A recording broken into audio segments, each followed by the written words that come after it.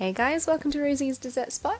In this tutorial I'll be teaching you what I like to call the hybrid garden cake.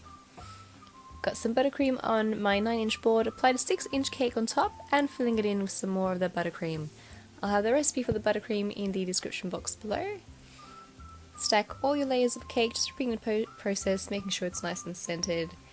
And then create a crumb coat around the whole cake, so I'm just creating a fine layer of buttercream around the sides, around the top, filling in any spaces at the bottom and the top as well. And then I'm using a bench scraper to smooth off the outside. And you can take off as much buttercream as you like, so whatever sort of naked look you like to achieve.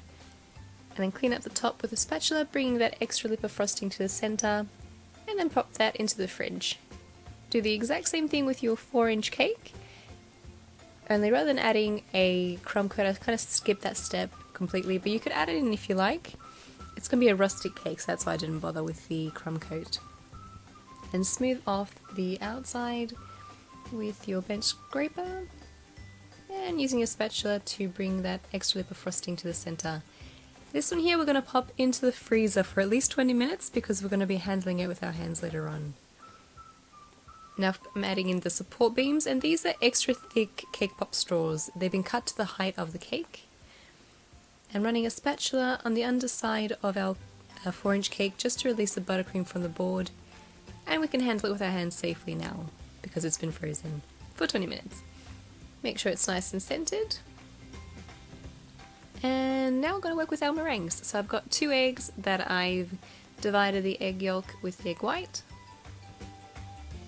Add in a pinch of salt and whiz up on high speed until you start getting these fine bubbles forming.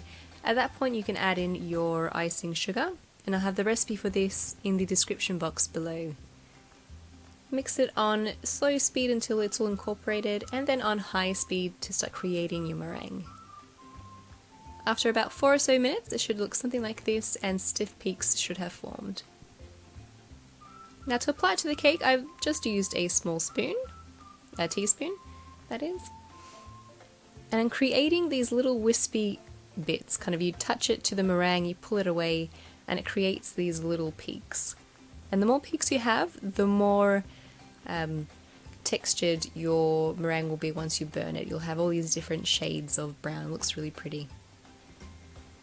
Add it all the way to the top, and then using a blowtorch start heating up the meringue. And you want to work very quickly, circular motions. You don't want to linger in one place for too long or you'll burn the meringue, so just be careful with that. And around the very edges, I'm literally just kind of touching the flame and touching off straight away. Only because we're working very close to the cake and it's a buttercream cake. So you're going to melt it if you linger over it for too long. I decided to go in with a little bit extra meringue. Kind of fluffed up the edges again and just burning my meringue, making it nice and brown. Then to finish it off, add on some fruit. I've got here some strawberries that I've cut in half, I've got raspberries and a fig. Could also add in some flowers if you like. I've got some blue flowers here. And as a very little last touch up, I've added in some gold leaf because gold leaf is awesome. Onto the fruit and onto the cake as well. And you're done! So you make a hybrid cake. Hybrid in the sense that you have half a naked cake at the bottom and a frosted buttercream cake at the very top. You also have the half meringue thing happening at the front.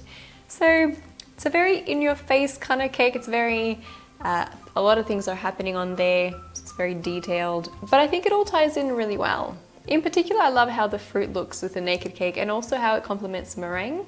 Just all those colours popping against the black as well. So I think it all sort of fits in together as a rustic wedding / engagement garden cake. And that's the tutorial for today. Thanks guys for tuning in. I hope you enjoyed this lovely cake tutorial, and I will catch you next time.